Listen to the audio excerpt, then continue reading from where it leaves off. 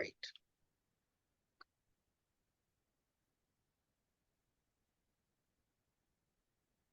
Welcome, everyone. I recognize it's 12 o'clock and we will have people joining us in the waiting room as we go along. And I just wanted to introduce myself. I'm Denise Stockley. I am part of the CHEER education team, and the webinars are something that we've been advertising, and we'll have them over the next 2 years to correspond with our modules. So I know everyone receives information about recording as you enter. Our plan is to have this sitting on our CHEER website, as we had a number of people say we'd love to be here, but we can't. And so just to let people know. Also, for those comfortable having your video on or technology allows, feel free to do that. We'll keep our video on, but also recognize that not everybody has that capacity, and so we'll leave that there.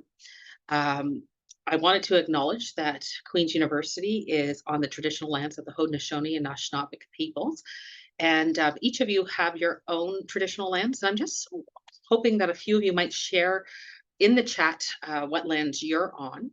We find it, when I think about land acknowledgements and the importance of them, one of the things I most appreciate for myself is the ability to just get grounded.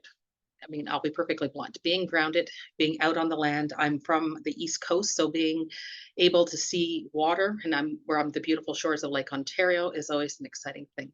So we're using the chat, if you wouldn't mind sharing, just so we know some of the places that people are situated, that'd be fantastic. Also in the chat, you will see French translation for those who would like the closed captioning in French. That is available, and we will be, Jason Miller, who is our amazing supports from the School of Business here at Queen's, will be posting that every so often. Thank you, Beth Ann, for posting that, and anyone else. We would love to see where across nation we are. Also wanted to just remind people that if you want closed captioning in English, it's just at the bottom of your screen. And then, as I said, French will pop up every few minutes in the chat. So for those of you, can I just, using the show hands, which is at the bottom, how many people on this call, on this video, are aware of CHEER? You can use the hand option is in the bottom there, where it says reactions. I see a few people. I'm glad you said that, Denise, because I was thinking, where is the hand thing? I forgot. It's the reaction. You could actually do a celebratory thing, clap your hands, whatever you need to do. I like the streamers and the fireworks. So basically, I'm not seeing all the hands going up. So let me just tell you what CHEER is, because, and I recognize some of you are saying, where's the bottom of your screen? So I know that some of you know CHEER and are not, but thank you for those who did. So CHEER is a Canadian collaboration for child health, efficacy, and excellence in the ethics review of research. We're a Canadian-wide initiative. We are a CHR-funded project, and it's led by our Clinical Trials Ontario, Maternal Infant Youth Research Network, our MyCERN group, Queen's University, our health sciences, and we have investigators and collaborators literally across Canada, but also people who want to hang out with us from around the world. So it's a really robust group. And if you aren't familiar with CHEER, afterwards, please feel free to reach out to myself, Miranda, for example. We're happy to share. Just to introduce our speakers, because I know you didn't come to hear me. I'm very well aware of that. Jennifer Payne unfortunately couldn't make it today, but Miranda and Rachel have worked with her and have incorporated her part into this. And I am really excited to introduce my colleagues, Miranda Miller and Rachel Zand. We actually had an article come out together last year on Research Ethics Board training, and that's published now. We actually are going to primer next month to present on this work. So we've worked together for a couple of years looking at research ethics and implications and things like that. Miranda is our project manager for the Canadian collaboration, our CHEER group, and has also worked on what we call our CREST program, which is our education board training. And then we have Rachel Zand, who is also, I like to say she's at Queen's now, but formerly from the University of Toronto with their ethics office, and is also, as I mentioned, part of our larger initiative of Research Ethics Board, but she's also the former president of CAREP, the Canadian Association of Research Ethics Board. So I'm hoping that sit back, enjoy the conversation. There will be interactive pieces using chat and hands and things like that, which is why I want to demonstrate it early on. And again, as a reminder, we do have French closed captioning for those who need it, or not need it. It's actually really exciting to read in both languages. Let's be perfectly blunt, and or English translations, English closed captioning as well at the bottom of your screen. With that, I would turn it over to my colleagues Miranda and Rachel, and then uh, connect with you later towards the end. So thank you for coming and thank you for participating. Hello, everyone. So I'm just going to share my screen. Go. I assume everyone can see that. Lovely. Okay, so today I'm going to focus on the accessibility in equity, diversity, inclusion, and accessibility. Before we begin to dive into this, though, I would like to share with you a story, and I do have permission to share this. So over the past 2 summers, I've had the pleasure of supervising an undergraduate student on a work study program. In our first couple of weeks together of working, I noticed that we would meet and the student would be very engaged in our meetings. And then afterwards would follow up with, could you quickly remind me what we said about this? Or what did we say about that? I thought, okay, no problem. But after a while, I started to wonder, okay, what's going on here? The student's very engaged in our meetings. That wasn't an issue, but wasn't taking notes, which is something I would typically do. Now, okay, taking notes during a meeting whilst actively participating in that meeting can be really hard for a lot of people.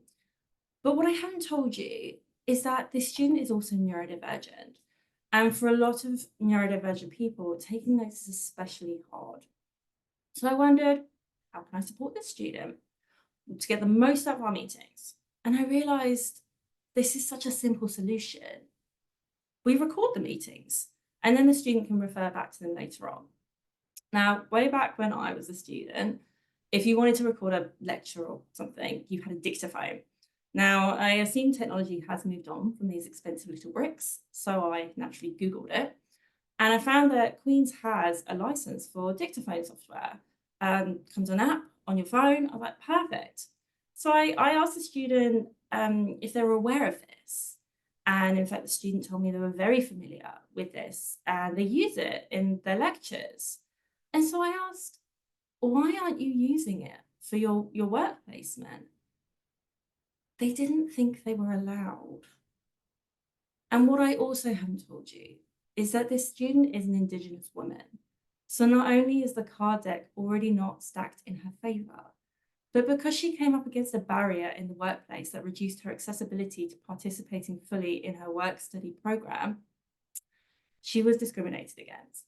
And as such, a seemingly small detail could have had a significant ripple effect. Our meetings were the time where we used to discuss things like her progress, next steps, avenues to explore. Left unchecked, this barrier would have prevented her from reaching her full potential and ultimately would have meant she was not successful in her work study placement, a key learning experience that will help her future career. But happily, it didn't turn out like that, and I'm thrilled to say she's currently drafting her first paper for publication, a first in what I'm sure is going to be a glittering career in child health research.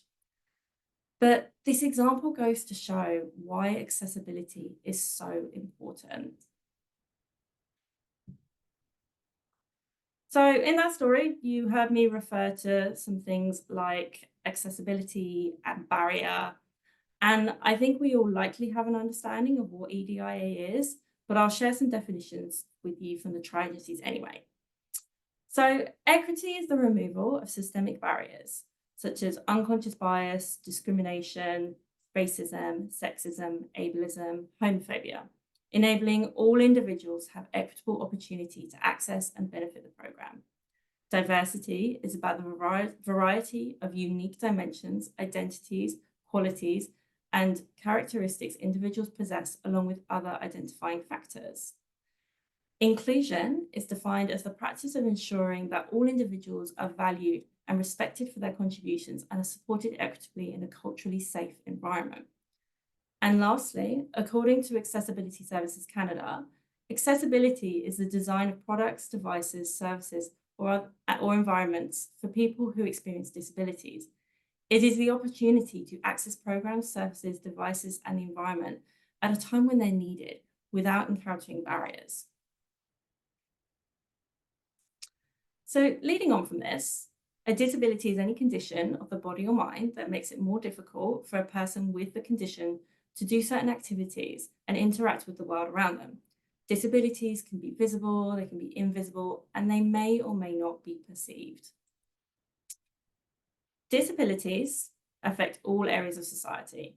In 2022, the Canadian Survey on Disability, a survey conducted by Statistics Canada, found that 27% of Canadians over the age of 15, that's 8 million people, were living with one or more disabilities that limited their daily activities. That's an increase of 5% since the survey was last completed in 2017. Now, can anyone make a guess as to why this might be? Feel free to come off mute or put something in the chat.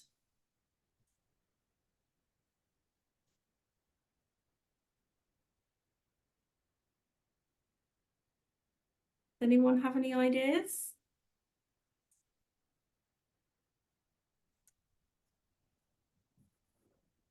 Rachel, I'll pick on you. Why do you think this is? I would say because the population is aging. And also because, at least in some respects, there is a greater recognition and diagnosis. Yeah, so you're correct. This is attributed to that we're living longer, but also it's due to increases in mental health related disabilities, particularly in younger people. And of the different types of disabilities, mental health related disabilities actually saw the largest increase of 6%. And all areas of society experienced an increase in disability between 2017 and 2022. So for people aged 15 to 24, the rate increased by 7%. In people aged 25 to 64, the rate increased by 4%. And for people aged 65 and older, the rate increased by 3%. And as you can see from the graph here, types of disability that affect certain age groups vary. People can have disabilities from more than one category. And in 2022, 29% of Canadians with a disability had one type of disability, whereas 37% had 2 to 3, and 34% had 4 or more disabilities. And as you can see, mental health is a significant disability for younger people, and pain-related disability affects all ages. So as we heard from the story I told you at the start, for people with disabilities, barriers can have a major impact. They're also experienced more frequently by people with disabilities. So a barrier is anything that's physical, architectural, technological, or attitudinal, anything that is based on information or communication, or anything that's a result of policy or practice that hinders the full and equal participation in society for persons with impairments, including physical, mental, intellectual, cognitive, learning, communication, or sensory impairment or a functional limitation. So from this definition, you can see that barriers can really vary. They don't just include people not being able to access a building. They can be attitudinal, such as stereotyping. They can be communication, for example, not having materials in large print. They can be pragmatic, such as inconvenient scheduling. And they can be social. For example, people with disabilities are less likely to be employed. In 2019, the federal government passed the Accessible Canada Act. This act aims to make Canada barrier-free by 2040 by identifying, removing, and preventing barriers in priority areas, such as employment, buildings, public spaces, communication, transportation, to name a few. And this act has been implemented with various principles in mind. Specifically, persons with disabilities must be involved in the development and design of laws, policies, programs, services, and structures. And accessibility standards and regulations must be made with the goal of achieving the highest level of accessibility. So these points are particularly applicable to the context of research. As part of achieving a barrier-free Canada, research infrastructure needs to become more accessible and more inclusive for those with disabilities. Currently, 72% of people with disabilities are experiencing at least one barrier, and this includes barriers in academia. So what are the barriers in research? In 2022, the CIHR conducted an environmental scan on accessibility and systemic ableism in research funding systems. And some of the things they found were that students and trainees with disabilities experience early career barriers, such as diminished support systems. People who disclose disabilities can be treated inequitably and may not receive institutional support and accommodations, and may be discouraged from pursuing academic careers, especially in STEM. Disability tax creates burden for people who have to produce proof of their disability before they can even seek and arrange accommodations, and this is a job that falls to them. Inflexible deadlines can be a barrier for researchers with disabilities, and they may need extra time to organize access to equipment, software, and assistance, and may need to use time-consuming accessible processes for application writing. And funding agencies' grant award policies have habitually excluded accommodation for people with disabilities.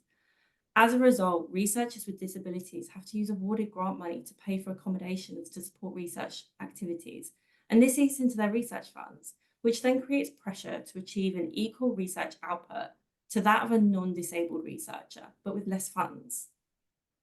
Okay, now it's over to Rachel, who's going to talk to us about strategies for increasing accessibility. Thank you. And actually, I wanted to start with a story that is, in fact, a personal anecdote of a barrier to researchers. And let me first ask, by a show of hands, how many of you are researchers, along with being REB members and what have you? So a lot of you. I did get permission to tell this story. This is about my eldest son. He is 23. When he was 17 years old, he was in Air Cadets, and he received a scholarship to go for a pilot's license. In order to get the medical go-ahead to do that, you have to go through a whole series of testing, including eyesight testing. And it turned out that he is red-green color deficient. And that meant he was still able to get his private pilot's license. Unfortunately, he could not go on to be a commercial pilot, which was quite devastating for him. And so he did his second career and decided to go into research. So he is currently doing a master's degree at U of T in cell systems biology, where he is using fluorescent labeling of proteins as part of his project. So he'd use these labels, and then he'd go to the imager, and he wouldn't get the results he was looking for. And he was getting very, very frustrated. He kept saying to me, "Mom, I'm following the protocol. I'm doing what I'm supposed to be doing, but I'm not seeing the results I want." And I said to him, "What color are the dyes that you're using?" "Oh, they're red and green." And I said, "Why don't you get someone in the lab who doesn't have color deficiency to check out your results?" And in fact, his results were great. But because he had that deficiency, and because the lab was using red and green, he was facing a barrier to research. So I think that we need to think about barriers to, all of our students who go into research, and understand that there is a whole range of diversity in sight, in sound, in sensitivity to things, and we have to make sure that the environment is accessible to everyone. Okay, so in terms of REB members, they too have accessibility issues of all kinds, because we're looking for a plethora of individuals that have different expertise, both in the field and in life. And we have to recognize that within a quote unquote normal population, you will face various types of accessibility issues. So coming from a point of wanting to make everything as open as possible, and not trying to, be too closed-minded, here are some ideas of how to make meetings more accessible for REB members. So for full board meetings, and also say for REB retreats, because I know we've had these issues as well, make sure that the meeting room is accessible. that there are elevators, if not on the first floor, and no environmental hazards. David Onelly was the Lieutenant Governor of Ontario. He was in a wheelchair, if those of you who remember him. And he would call restaurants ahead of time and say, you know, are they accessible? Can I come eat, come have dinner? And they'd be like, oh yeah, it's accessible. There's just one step. That's not accessible. So we need to have a very good understanding of what accessibility means. Also, if ordering food, consider dietary restrictions, allergies, and sensitivities. If we're going to use a hybrid meeting option, which has become, I would say, the most common ways to have REB meetings these days, make sure that font sizes and documents are accessible for reading. I would say one of the common concerns that have been expressed to me in terms of online review systems is that the font is too small and that there is an inability to highlight things or to bold things, and that becomes a problem. Also, just in terms of reading on a screen, a lot of people get fatigued. And so finding better ways to go through protocols is really important. For the meetings, microphones in the room should be audible to everyone attending virtually so that you know which member is saying what in a meeting. Cameras in the meeting rooms should be able to pick up everyone in the room so they can see who is speaking and when. And if you have an REB that is not, do not routinely see each other, so they're, you know, it could be there's various panels, or there's succession, or there are alternates at the meeting, name cards should be used, and it's even better if you can identify what their role is on the REB. Next slide, Miranda. So accessibility for research participants, and some of these we use routinely when using specific participant pools, but they should be incorporated into general types of research studies where the population is more general. So for recruitment and informed consent, define all terms and use common words. Use larger font or check documents for accessibility. If possible, use diagrams or other mechanisms for providing information as necessary. And I'd say if anybody on the call has other ideas that they want to enter in the chat, please do, because this is really helpful for us as well as for each other. So making sure that we can find creative ways for recruitment and informed consent is really important. If you're conducting online research, colors should be viewable, especially if there are task buttons or instructions. So another story, my youngest son also is red-green color deficient. I've got 3 sons. The genetics are quite interesting, especially with that X chromosome. And he was on the subway system, and it was an automatic fare system, and there was a green button, a red button, and a gray button, and each one had a different function, and he thought all 3 buttons were the same color. So making sure that if there's a task that everyone can see the yes and the no or what have you, really important. Use large font, blank spaces for surveys so that they're readable and that individuals can think what their answers are before answering. And if you're conducting research, such as interviews and focus groups, make sure the microphones and cameras are working and that there's closed captioning whenever possible. And for in-person research, ask your participant when you're scheduling the research if any accommodations of any kinds are needed. You can give examples to make it more comfortable. Accessible spaces, and if foods to be served, dietary requirements, allergies or sensitivities are taken note of. Miranda, thank you. And just in terms of meetings in general, it's really important that we promote a culture of sensitivity. a culture of inclusivity and giving people the ability to speak up without feeling that they are imposing. They are doing, they are there for us. We are there for them. We have to make sure that everyone feels that they are part of the group. It's important to note that people have invisible, temporary, or situational disabilities. So some you may not be aware of, and there's no reason for you to have been, I think they've changed the language lately. It used to be called perceived and non-perceived, and now they talk about invisible and visible. What the idea is, it's not up to you to figure out whether or not they have a disability, a person has a disability. It's for an engagement conversation and to, anticipate making things as accessible as possible.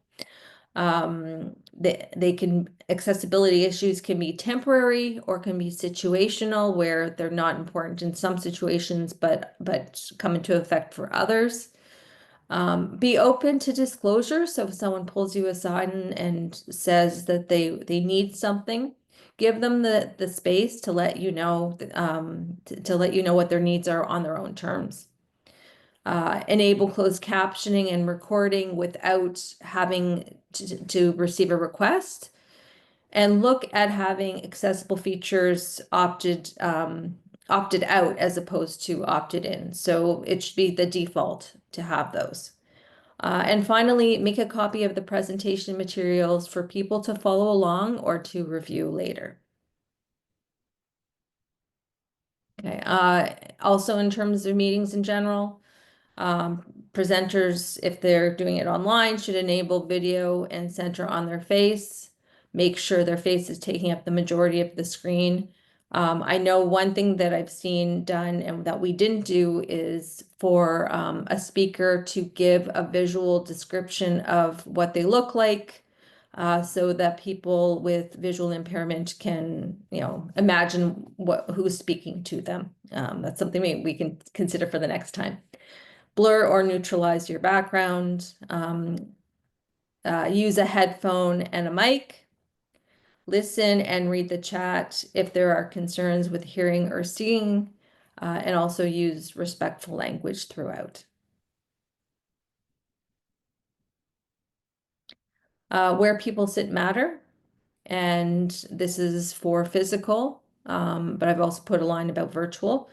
So in live meetings, physical positions can create a hierarchy of importance. Who's sitting at the head of a table? I've been to meetings where, all of the important administrators have the center table and everyone else is somehow behind in a seat. This can be problematic if you want to give everyone equal opportunity and equal access. The same seems to happen for virtual meetings when there's administrators and, say, support people, the hierarchy of who has their camera on, who has their camera off. And think about changing that up if you want to make sure that there's more equal seating for everyone.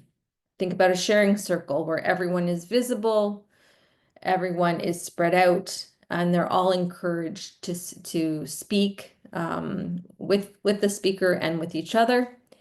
And also encourage people to, shake it up a bit where they can sit in a different chair from the last time, so that it's no longer, this is my chair, this is, my boss's chair, etc. We need to find alternative ways to share information and to relate with one another. And finally, mark this on your calendar, December 3rd is the International Day of Persons with Disabilities. And I'll turn it back over to Miranda. No, me again. So I'm going to talk to you about diversity on the REB. But before I do, I would like to do a small self-reflective exercise with everyone. So first, I would like everyone to imagine that you're picking up your preschooler, and you need to speak to the teacher about an upcoming appointment, which means you're going to have to do pickup a little earlier than you typically would. Now, imagine you are having dinner in a restaurant, and at the table next to you, there's a couple celebrating their 10-year wedding anniversary. And finally, imagine you are an avid tennis player and your coach is teaching you a new technique for the perfect backhand serve. Okay, in the first scenario, was the teacher a man? In the second scenario, was the couple celebrating their anniversary a same-sex couple? And in the third scenario, was the tennis coach in a wheelchair? Now, my goal here is not to make any comment on what you did or didn't picture in your mind's eye, but to help you recognize that all of these things we talk about around equity, diversity, inclusion, accessibility, they're not easy. And it will take a mindset change for many of us. The important thing is to recognize, though, that we may have internal biases and to start working on how we can mitigate for these. And this not only includes in our personal lives, but also in our professional lives as well, and as well as the research ecosystem. Does anyone feel comfortable sharing their reflection? They can come off mute or they can pop it in the chat.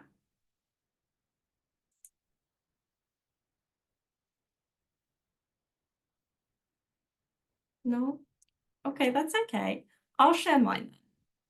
So in the first scenario, in the preschool, scenario, I first pictured my son Rupert, but the teacher was a young woman, a young white woman in her 20s. The couple I pictured was a heterosexual couple, and the tennis coach I pictured was an able-bodied man in very white whites. So as you can see, it's something I certainly am trying to work on. So now we've had a chance to reflect on ourselves. I want to explore why we're all talking about this. Why is EDIA such a hot topic? And what does it mean for us, our research, and more broadly society? So increasing EDIA in research not only encompasses increasing EDIA in participants, but also in the research infrastructure, from research teams to administrative processes. The federal government and granting councils are embedding EDIA into all aspects of research funding and review, with the expectation that this will benefit science and public trust. And how EDIA is being implemented in institutions, review committees, and science continues to be debated. By incorporating EDIA measures into research, systemic barriers can be reduced, supporting a more innovative economy. Additionally, by considering different outlooks, ideas, approaches, more equitable, diverse, inclusive, and accessible practices are embedded into research, which promotes excellence in research, which will better address the needs of a diverse Canadian population. And I think this is the crux of it. When we apply EDIA, the benefits can be expansive. And these can include research that is more generalizable, which in turn means research can be applied more broadly, creating a greater impact that benefits more areas of society, both at home and abroad. Research becomes more reproducible and rigorous, which again increases the impacts it has. Research becomes more creative and innovative, with a wide range of perspectives are included. And TCP's core principles of respect for persons, justice, and well-being align well with the EDIA values. And so by applying EDIA, the ethical quality of research is strengthened. A more inclusive and welcoming space will encourage people from underrepresented areas in society to enter into a career in research. So now you've all heard why EDIA is important in research, I would like to look at what the role of the REB is in this picture. So the REB must, through its collective expertise, deliberate on the ethical acceptability of a proposed research. That's the primary function of the REB, as we all know. However, research suggests that REBs lacking in diversity could miss salient ethical issues, specifically pertaining to research with equity-deserving groups. Whereas an REB with a more diverse membership can provide a more holistic review of research, as more perspectives are incorporated into the review process, creating a well-rounded review. Also, an REB that reflects EDIA values is a key measure to overcoming institutionalized racism. However, institutions do need to be mindful that those from equity-deserving groups are not being unfairly burdened with the task of solving the EDIA question. The one Indigenous REB member cannot be tasked with reviewing all of the Indigenous research or be responsible for solely creating the community engagement policy. So what do the regulations and policies say? The TCPS states that in appointing REB members, institutions should strive for appropriate diversity. Institutions may need to exceed the minimum REB membership requirements to ensure adequate and thorough review, as well as reasonable workload for REB members to respond to other local, provincial, territorial, or federal legal or regulatory requirements. And the US FDA Code of Federal Regulations, Title 45, Part 46, goes a bit further. And it says the IRB should be sufficiently qualified through its expertise and experience of its members, professional competence, and the diversity of its members, including race, gender, and cultural backgrounds, and sensitivities to such issues as community attitudes, to promote respect for its attitude, advice, and counsel in safeguarding the rights and welfare of human subjects. But despite this regulation, the reality is that many REBs are struggling to reach this ideal of diversity amongst their membership, and reliance on ad hoc advisors is not a sustainable option. So why are we struggling? Does anyone want to share what they think some of the barriers are? They can come off mute or pop it in the chat. Would it be recruitment? Like, how do you reach the people? Yeah, that's a really, really, really excellent point. Anybody else? Sarah, I'm going to tell you anyway. So yes, recruitment is a big one. There is a perception that exists that all REB members must be highly educated and experienced with conducting research. And this is actually supported by work done in the US. In 2019, that surveyed IRB member characteristics and found that the majority of IRB chairs have a high degree of education, such as a PhD or other professional designation. They also found that the majority of IRB chairs identify as being white. Additionally, serving on an REB is not without significant time commitment. Members must spend time reviewing protocols, meeting agendas, and ethics submissions, as well as attending meetings and other events. And often REB members are not compensated for this. Unconscious bias contributes significantly to systemic barriers. And as we found out earlier, it's easy to do and can be really hard to recognize in ourselves. Often these biases can affect practices such as recruitment and other types of decision-making. For example, if the recruitment strategy for REB members is not free of unconscious bias, it may lead to a lack of diversity on the REB. Wage gaps exist between those identifying as equity deserving and those who do not. According to the Canadian Association of University Teachers, in 2018, non-Indigenous, non-racialized men in the post-secondary sector earned more than all other groups, with racialized women experiencing the largest wage gap. A lack of diversity in academia overall contributes to a lack of diversity in research infrastructure, and the REB is often reflective of this. It's a pipeline issue, and the REB, like the rest of the research infrastructure, is reflective of the institutional diversity as a whole. And in 2018, Universities Canada found that only 8% of university senior leadership are racialized people.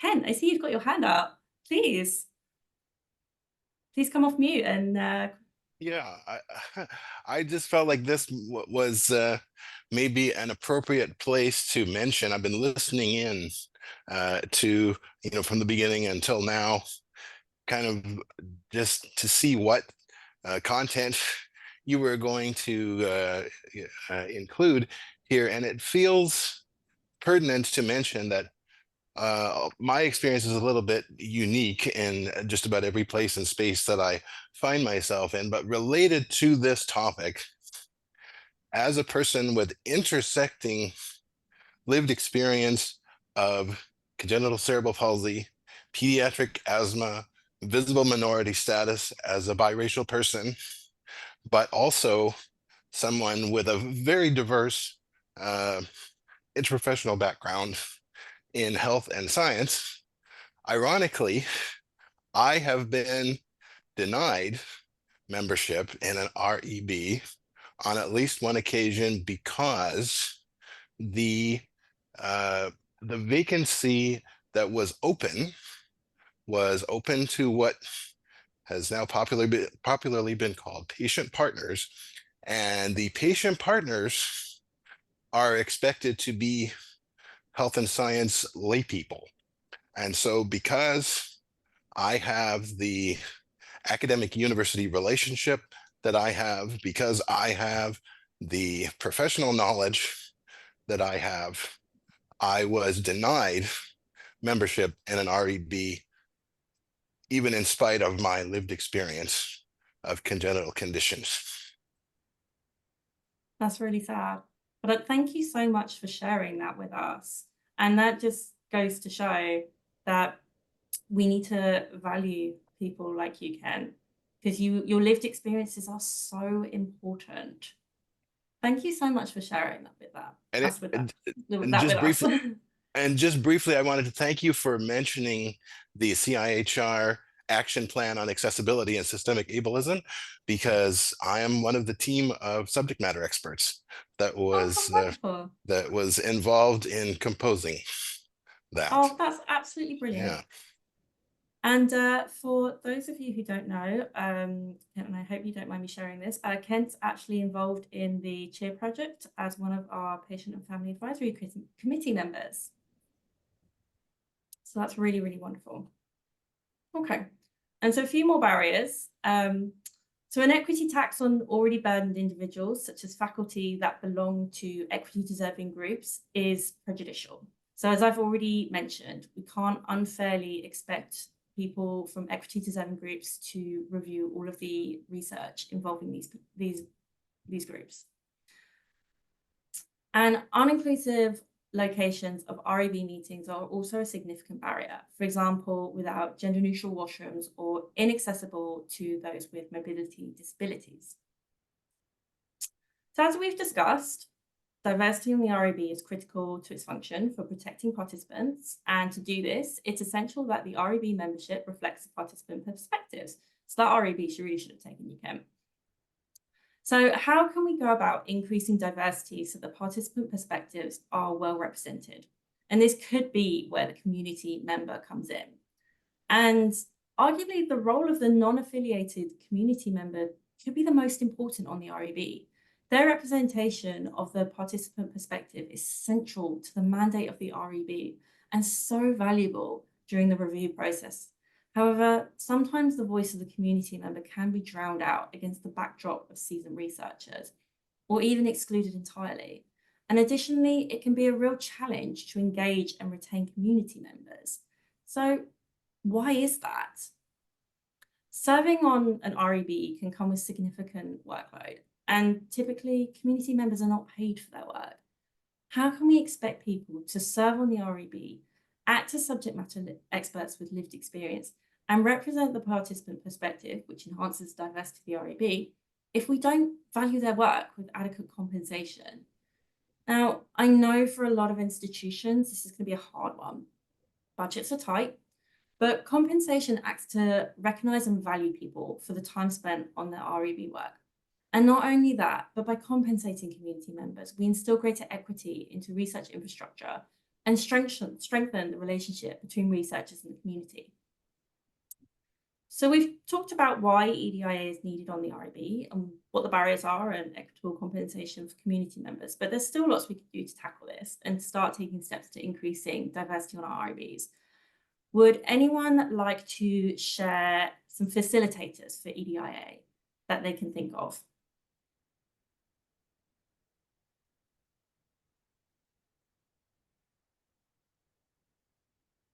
Rachel? Oh, Ken, please come off mute or pop it in the chat, up to you. Yeah, on the topic of compensation, I was just going to add that compensation also removes barriers to participation and contribution. Yes, I absolutely agree. It does.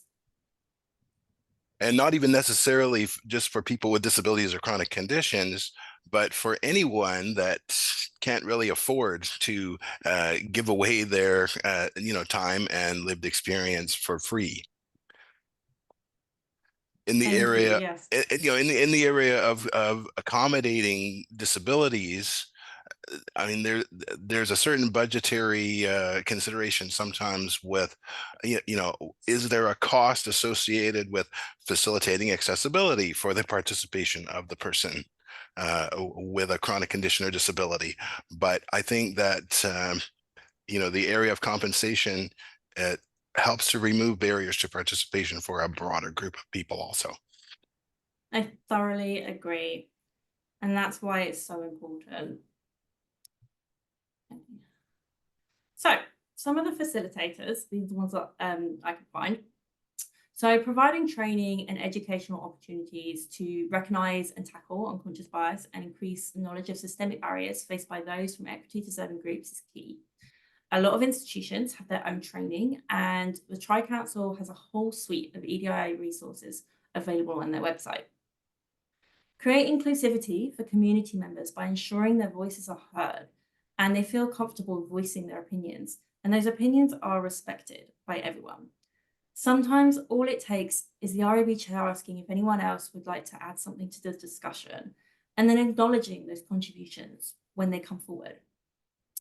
And recruiting members from a diverse pool and advertising widely within the surrounding community. So instead of recruiting from our immediate network, can we recruit from varied places in the community, such as community centres, cafes, recreational locations?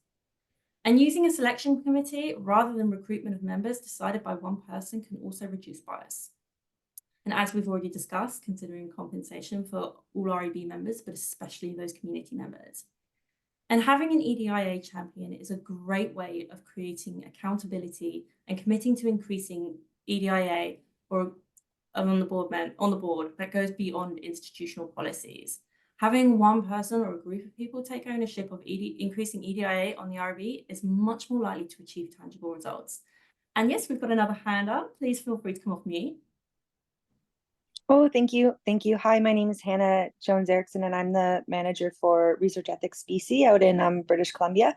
I just had a question about this compensation piece. I agree. I think it's critical. I think it's very important.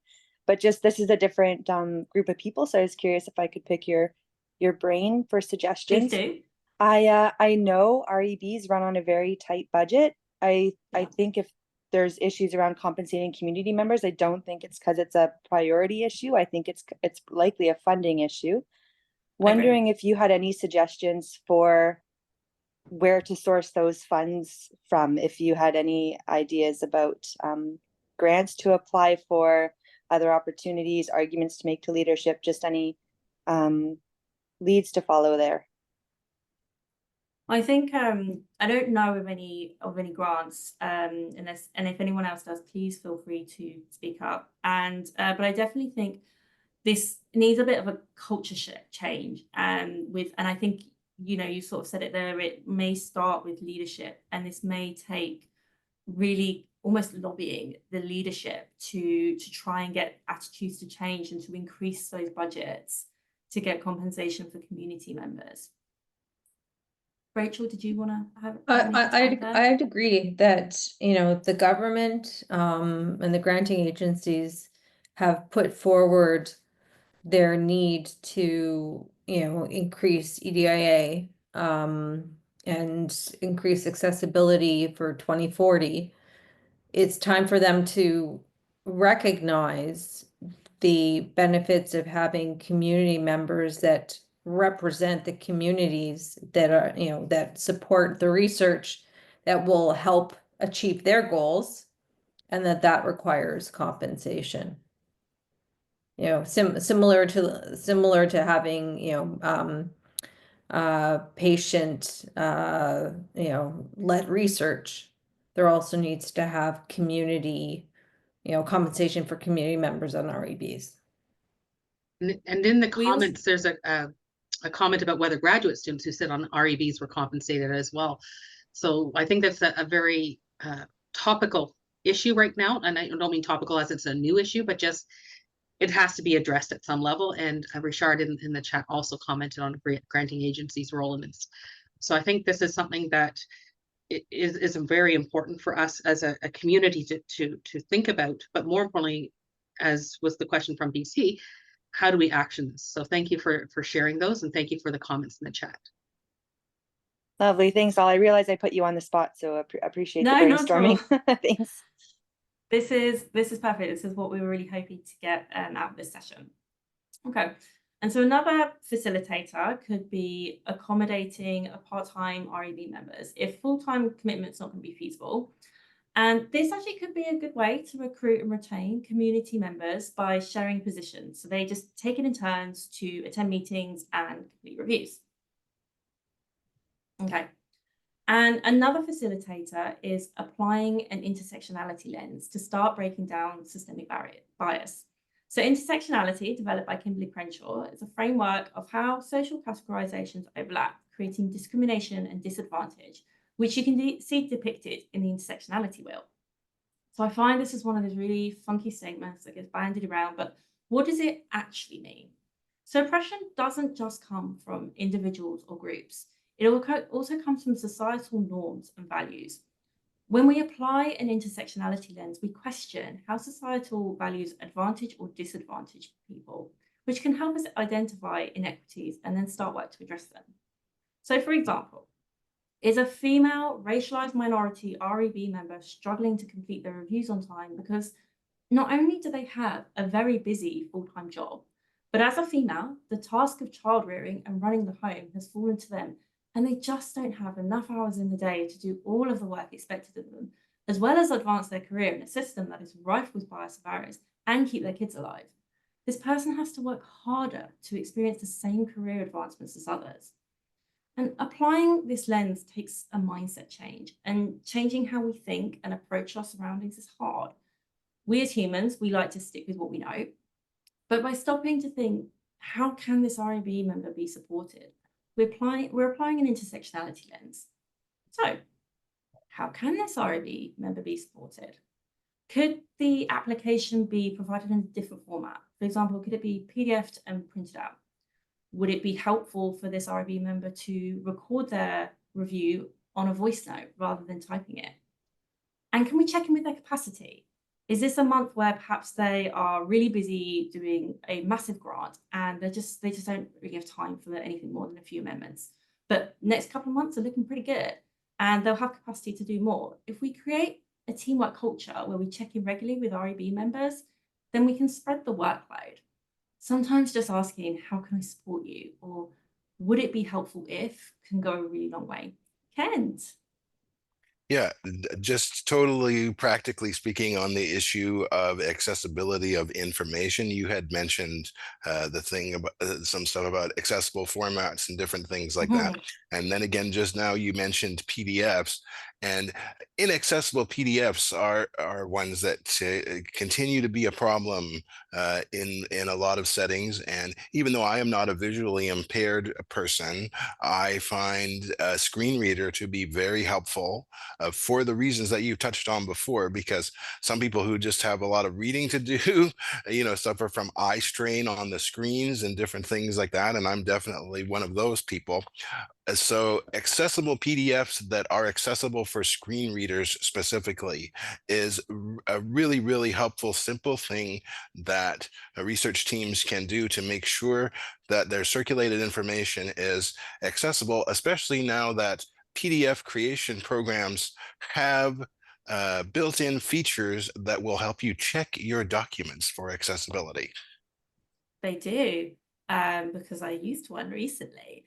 And also, to your point, if you Google, how can I make my PDF more accessible, there is actually a lot of resources online. And I know Queen's has an entire section of the website dedicated to this and has a little tester that you can plug your PDF into, and it will give you a nice percentage of how accessible it is. So thank you for that, Ken. That was really helpful. Thank you. So considering what we can do to address discrimination in our environments, wherever we may find it, is a step towards breaking down systemic bias.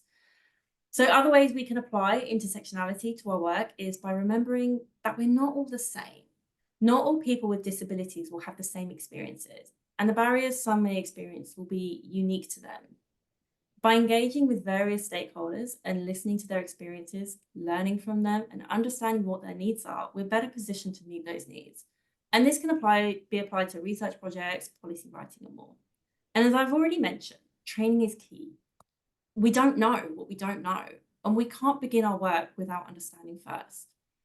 And this work can be uncomfortable. It forces us to question our own privileges, but by recognizing and acknowledging them, we can approach this work with humility and compassion and kindness.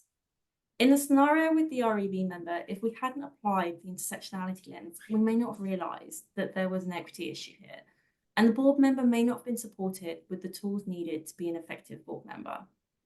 So by supporting this member, they're going to feel valued and they're going to be more likely to continue serving on the REB. We cannot address a problem if we cannot see it. And by applying an intersectionality lens, it allows us to see it. So I hope I have highlighted the critical need for EDIA practices that reflect the diverse communities we serve. By integrating EDIA principles and diversifying REB membership, the ethical rigor of research can be enhanced, as well as by ensuring all voices are heard in the decision-making process. Moving forward, it's essential to continue to implement training programs, revise policies, and foster collaborative partnerships that prioritize diverse perspectives. By doing so, we promote social justice and equity within our academic and research institutions and improve the ethical landscape of research. Together, we can create a research environment that is more reflective of EDIA values that benefits everyone. Thank you. And let's continue to champion our EDIA work. And I'm going to pass it over to Rachel. Thank you.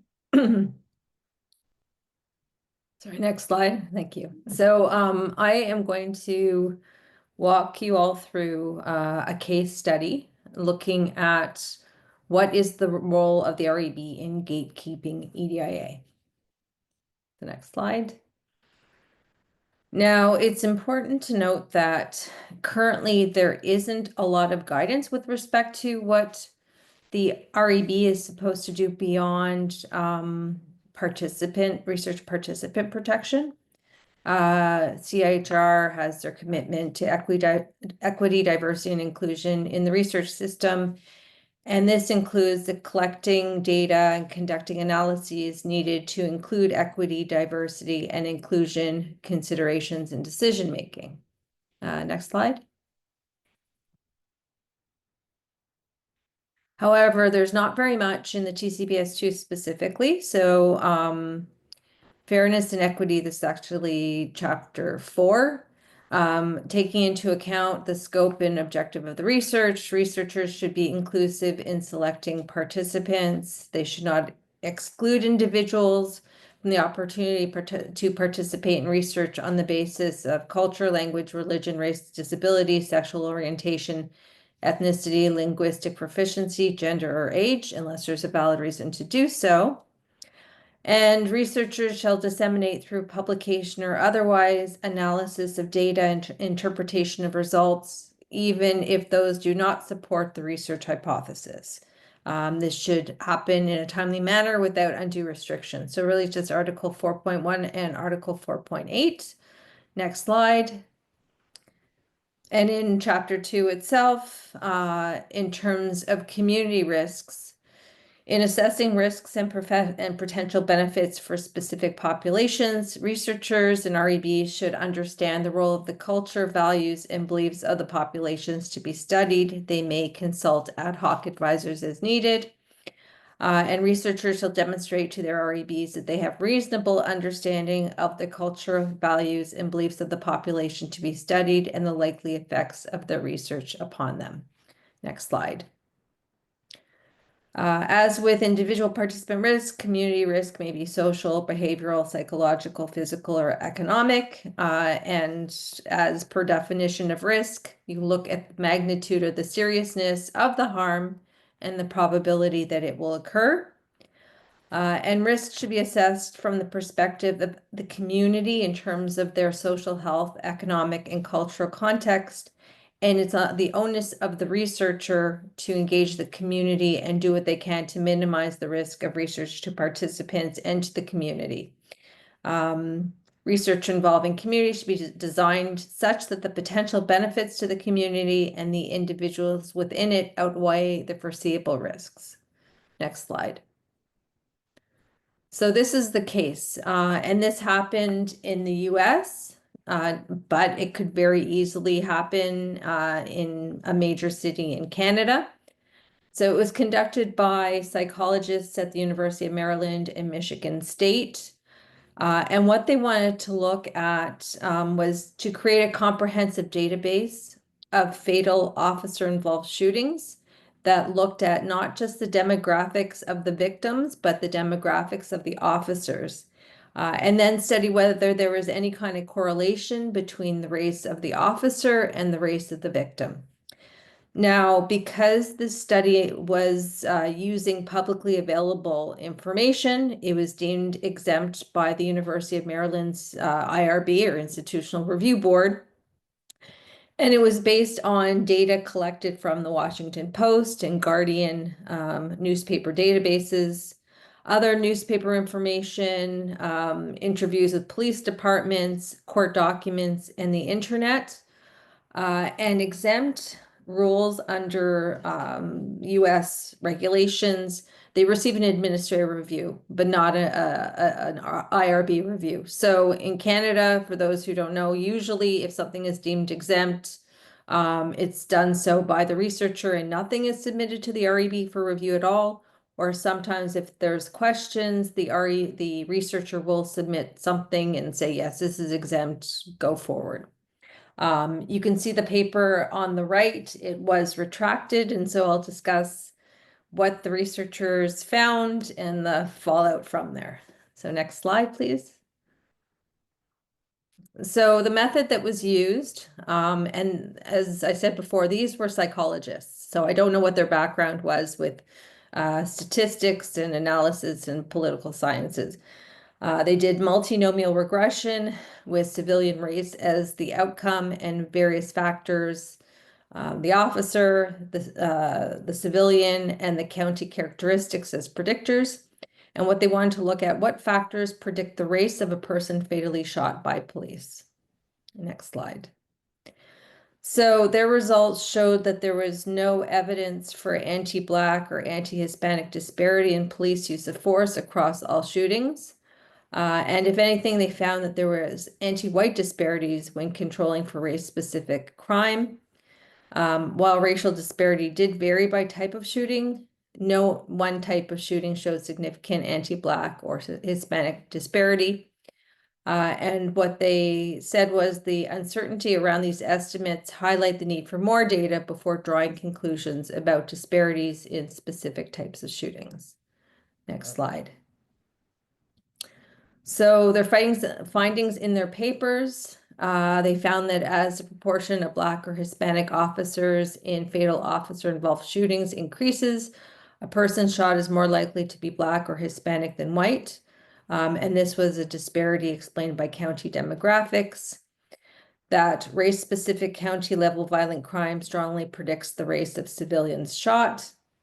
And what they said was, although they found no overall evidence of anti-Black or anti-Hispanic disparities in fatal shootings, when focusing on different subtypes of shootings, data were too uncertain to draw firm conclusions, and therefore they highlight the need to enforce federal policies that record both officer and civilian information for fatal officer-involved shootings so they could do further types of studies. Next slide. So this paper came out in early 2020, just before George Floyd was murdered by a white police officer. The Black Lives Matter protests started, the defund police rallies started, and there was another fatal shooting of an innocent woman as mistaken identity.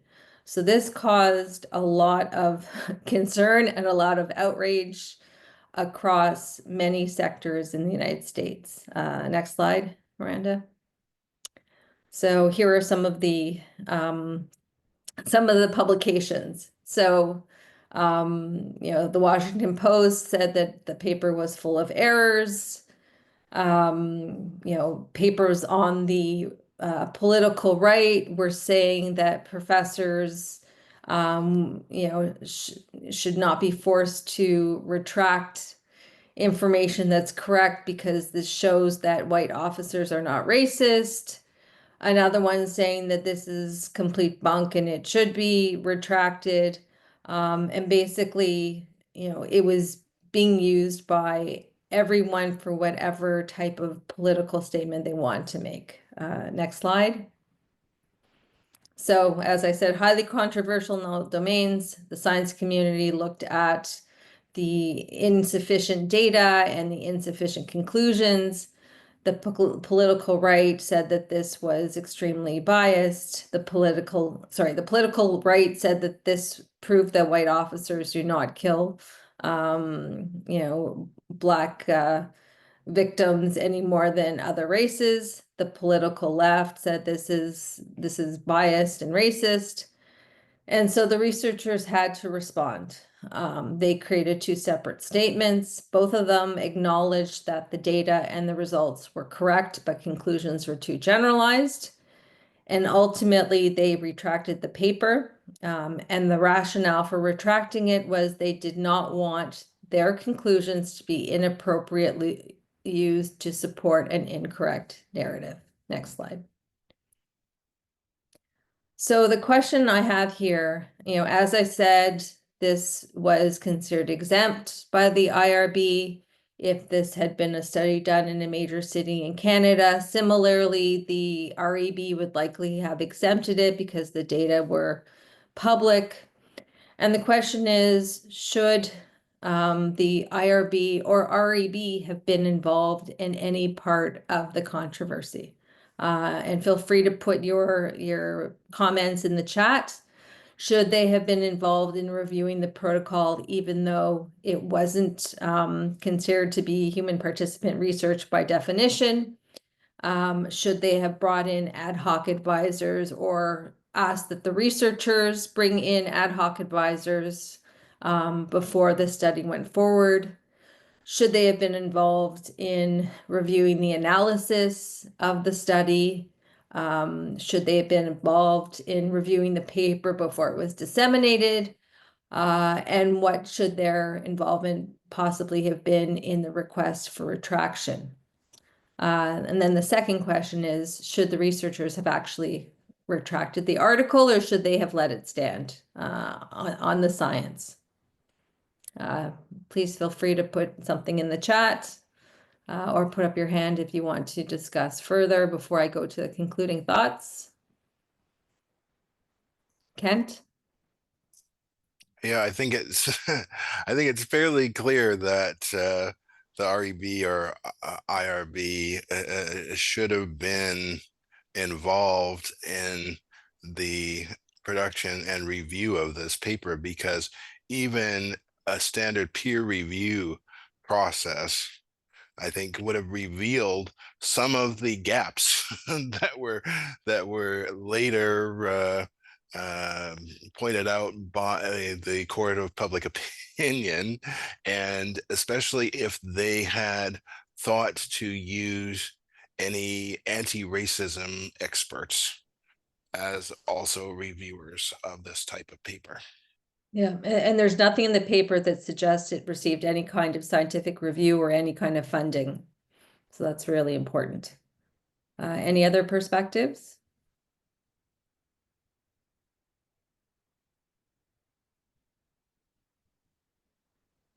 Maybe I'll just speak to the retraction issue. I'm still cogitating, even for myself, if retraction was the best.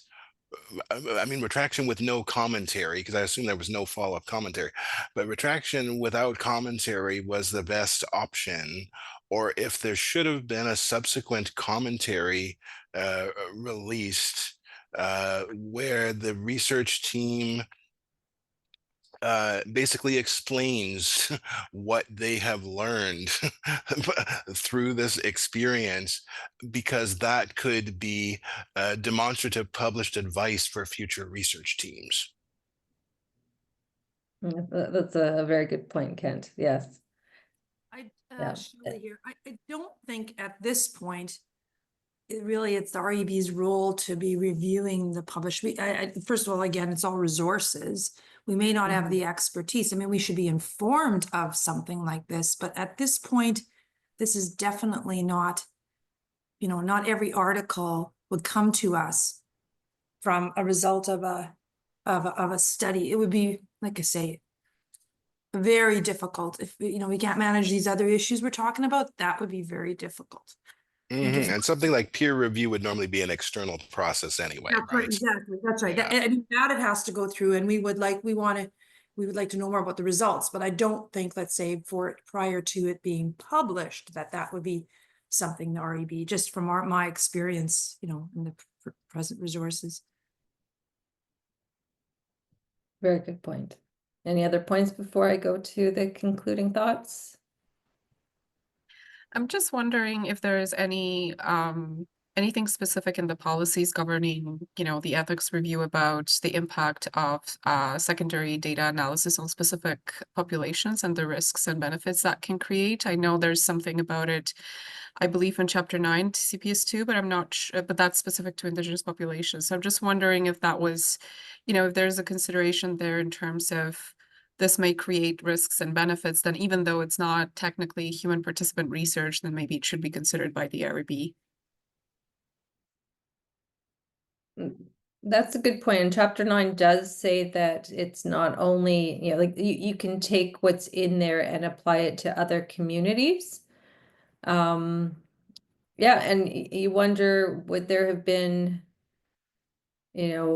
as part of even the editorial review before the publication, would this have come to them for consideration?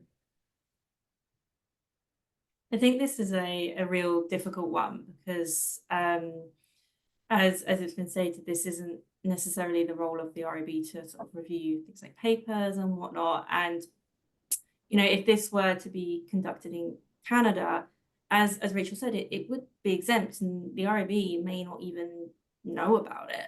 And so it's all kind of falling to this kind of concept of professional integrity or research integrity that we sort of talk about, and mostly follow and do training on, but perhaps it's not really a hard and fast concept in the way research ethics is. And so it's a real challenging one because it's such a, it's a very controversial topic. But if, a researcher were coming to the REB and asking for help, I'm hopeful that REB would say, yes, we can help you. There's, certainly a lot of institutions have resources for things like methodologists, which may or may not have helped in this situation. We don't know. But yeah, if this had been done in Canada, the REB may not have even known about it. And I wonder in this case what it suggests about what is the system of accountability supposed to be when a research project results in published public controversy. Because, something like the REB, it, past a certain point is visible to the public. And it seems like it should be part of the system of accountability, but in the ways that we've just been discussing, they're not traditionally involved in this type of paper, even to the extent that maybe they didn't know about it at all. So if the REB then is put in the position of saying, well, that type of complaint doesn't belong here, the conduct question is, where does it belong? Right. And what is the role of academic freedom in this type of research? So it's trying to weigh, a researcher is given the academic freedom to do whatever they want to do within their skill set and publish on that. And to push back and say, well, we don't like the conclusions is a very tricky spot to be in. Richard. Well, hi. I think that, the REB has a lot on its plate, and everybody wants to add to the plate. We have a mandate. We are governed by that mandate. We have reporting lines. We do have policies that apply, and that is something that came out of that mandate. It seems, at least in the U.S. And even here, sometimes we are asked to do things that we have not been involved with because there is, say, a sort of scandal in the institution. Oh, we're going to ask the REB to give an opinion on something that we may not have been involved with. So I think we've got to be careful about the scope of the mandate of the REB, and that we cannot extend beyond what we have as a mandate and we have as resources, because we don't have much resources. And just to say that, should the REB look at publications? Not really. It's not really in our mandate. There should be other gatekeepers, like in the hospital you've got a research institute. They are really accountable for the research that happens in the institute or the institution. Even the research that doesn't have to come to us, which is sometimes the research that may, for a reason or another, raise some issues, and we just don't have to see it, and we have not been receiving any documents about it, but there are issues. The research institute should, in my opinion, set up a scientific review committee so that when it comes to the REB, it is something that they support and they say, yeah, that is the level of science that we want to have in our institution. No, we're going to give to the REB, which has limited expertise and capacity, the mandate to do that. And you cannot pile up too much on what the REB has to do.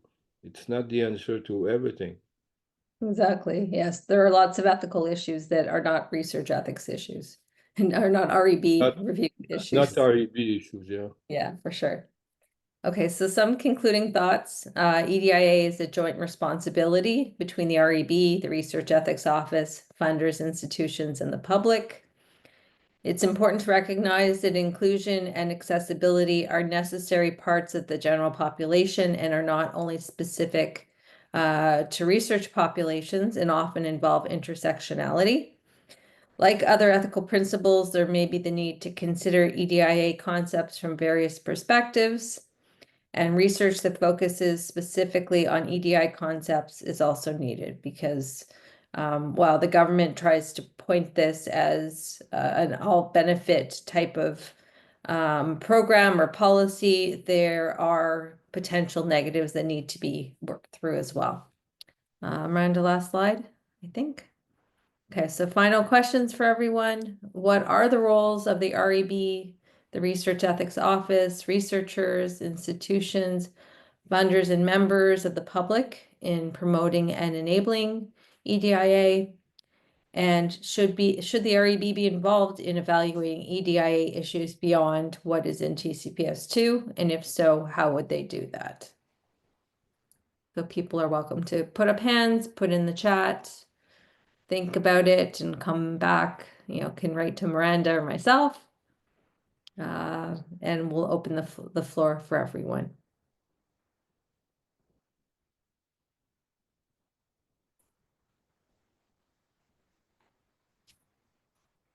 And if you have other questions, feel free to jump in as well. Yes. And just unmute. Thank you, because I realize I don't know how to raise a hand in Zoom. But I had a question for you where I think perhaps you've already spoken about this, but it might be more basic, but I found that EDIA, it encompasses so much and we all want to do a good job. We all want to make everything more accessible, but it's hard to know where to start. Like, I don't even know where to start. Do you have any suggestions, strategies to help? So I'll take a first shot at this one. I think first and foremost, starting with ourselves is important, even if it's just having a post-it note on your computer to remind you to constantly check in with yourself. And I think, you know, as we've talked about over this presentation, it's like the small things do add up over time. Like something I'm really working on right now is trying not to assume someone's pronouns.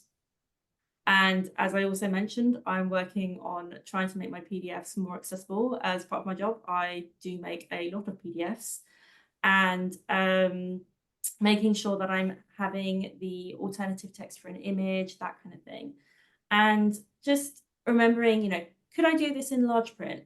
Like for a full board meeting agenda, for example.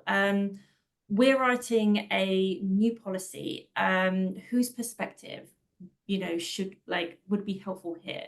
How, you know, would it be really, really helpful to create a community engagement for this policy? And I think just starting with those small changes is really where we can begin. And, you know, inclusion really should be the default. Rachel, did you want to add anything? Yeah, just a couple of thoughts. One is it's really important to get your REB to be reflective of the researchers that are at your institution. And I know that the demographics and the intersectionalities are changing with time. And so it's a balance of trying to bring in the different, you know, levels of experience, the different world perspectives to the board while not trying to overwhelm. And in particular, this happens with Indigenous researchers that they're asked to do everything. So try not to do that, but to try to bring them in. But I would also say, and maybe this sounds controversial, I think it's time for TCPS 3.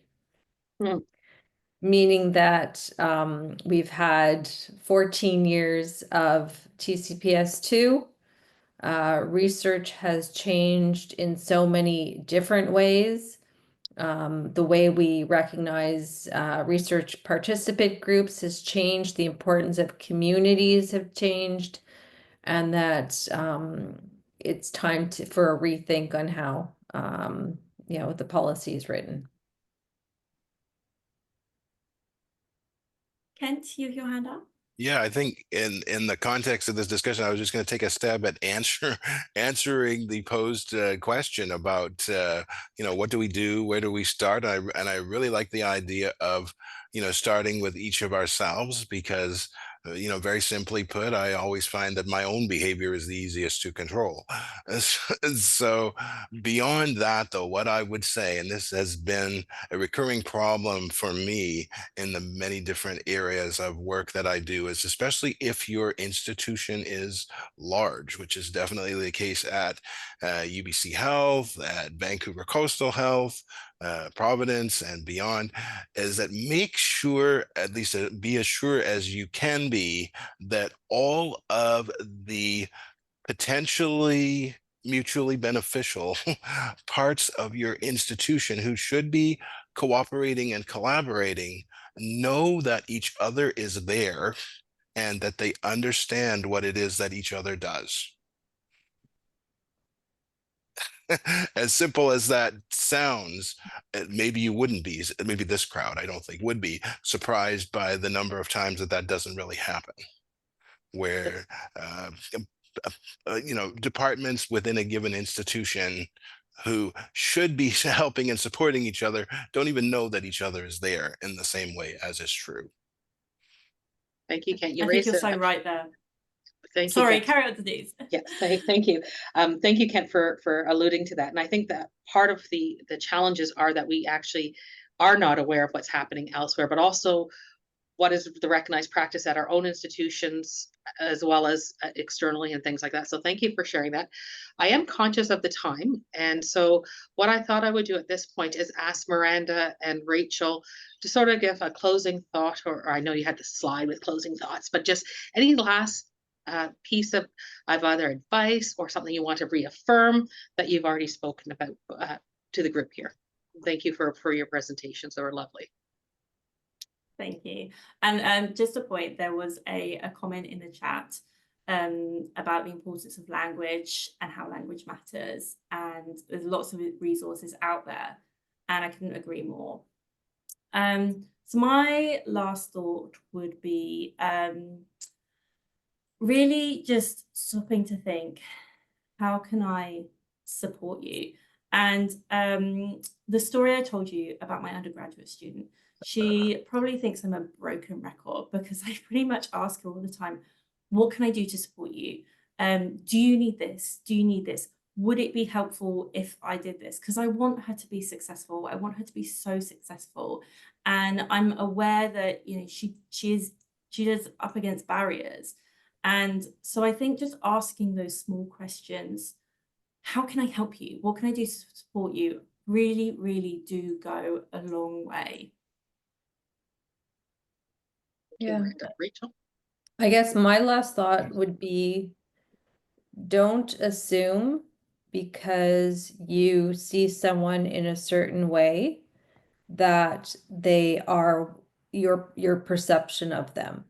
And that would go to all aspects of EDIA. That it's more important to come in and give the room for someone to give you their information if they feel comfortable, but don't just assume who they are. Thank you, everybody, for participating, for your engagement, for your comments in chat, your hands up, your dialogue.